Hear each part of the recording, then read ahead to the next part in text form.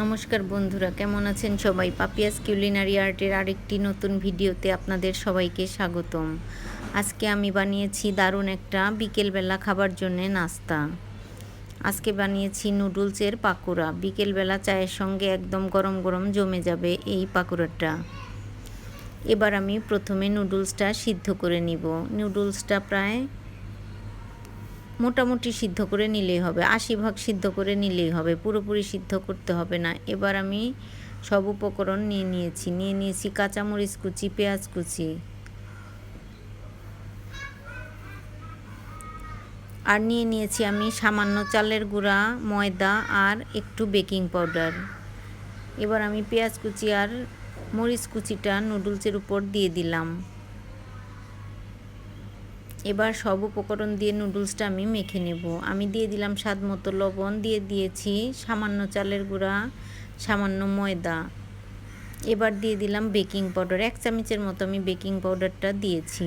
অবশ্য ময়দা আর চালের গুঁড়াটা বাইন্ডিংয়ের কাজ করবে, এজন্য আমি নুডলস অনুযায়ী খুবই অল্প দিয়েছি। আপনারা যে কোনো মশলা দিতে পারেন, ধনিয়া গুঁড়া, জিরা গুঁড়া।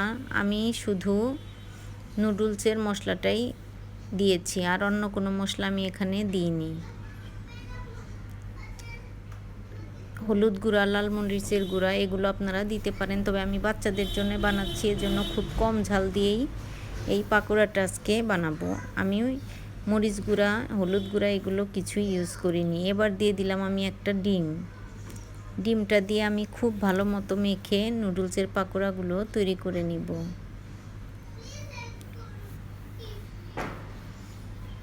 আর আমি সামান্য গরম মশলার গুঁড়ো দিয়ে দিলাম। এই গরম মশলার গুঁড়োটা দিলে ডিমের ফ্লেভারটা থাকবে না। ডিমের এই ফ্লেভারটা নষ্ট করার জন্য গরম মশলার গুঁড়োটা দিলে ভালো একটা ফ্লেভার আসবে, এজন্য আমি গরম মশলার গুঁড়োটা দিয়েছি। এবার আমি দিয়ে দিলাম তেলটা গরম হলে নুডলসের পাকোড়াগুলো দিয়ে দিতে হবে। আমি দিয়ে দিয়েছি খুব ছোট করে। আপনারা যে শেপে বানাতে চান ঠিক সেই শেপেই বানাতে পারেন। আমি চায়ের সাথে খাবার জন্য ছোট ছোট করে পেঁয়াজু শেপে ভেজে নিয়েছি। আপনারা চাইলে একটু বড় বড় করে ভেজে নিতে পারেন। এই পাকোড়াগুলো এক পাশ আমার ভাজা হয়ে গেছে, আর পাকোড়াগুলো খুবই লো হিটে ধীরে ধীরে ভেজে নিতে হবে, না হলে ভিতরে একটু কাঁচা কাঁচা থেকে যাবে। এবার সবগুলো পাকোড়া আমি উল্টিয়ে দিচ্ছি। খুব সহজেই নুডলসের পাকোড়া অল্প উপকরণে অল্প সময়ে আপনারা ঝটপট বাসায় বানিয়ে ফেলতে পারেন। আর বাচ্চাদের জন্য এই পাকোড়াটা খুবই উপকারী।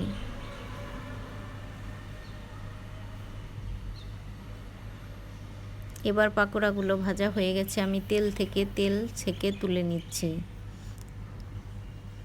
আমার ভিডিওটা যদি ভালো লাগে বন্ধুরা, তবে অবশ্যই জানাবেন, লাইক কমেন্ট শেয়ার করবেন। ভালো লাগলে আমার ইউটিউব চ্যানেলটি সাবস্ক্রাইব করার অনুরোধ রইল। আর যারা ফেসবুক থেকে দেখছেন তাদেরকে অনুরোধ রইল আমার ফেসবুক পেজটি ফলো করার। যদি ভালো লাগে তবে অবশ্যই বাসায় এভাবে পাকোড়া তৈরি করে খেয়ে দেখবেন। এর টেস্ট সত্যি খুবই ভালো। এই পাকোড়াগুলো খেতে খুবই ভালো লাগে। আমি সবগুলো পাকোড়া তুলে নিয়েছি। এবার গরম গরম পরিবেশন করার পালা। তো বন্ধুরা, যে পর্যন্তই। সবাই খুব ভালো থাকবেন, সুস্থ থাকবেন। দেখা হবে পরের কোনো নতুন ভিডিও নিয়ে। তো বন্ধুরা, এবার আর দেরি নয়, গরম গরম পাকোড়া খাবো।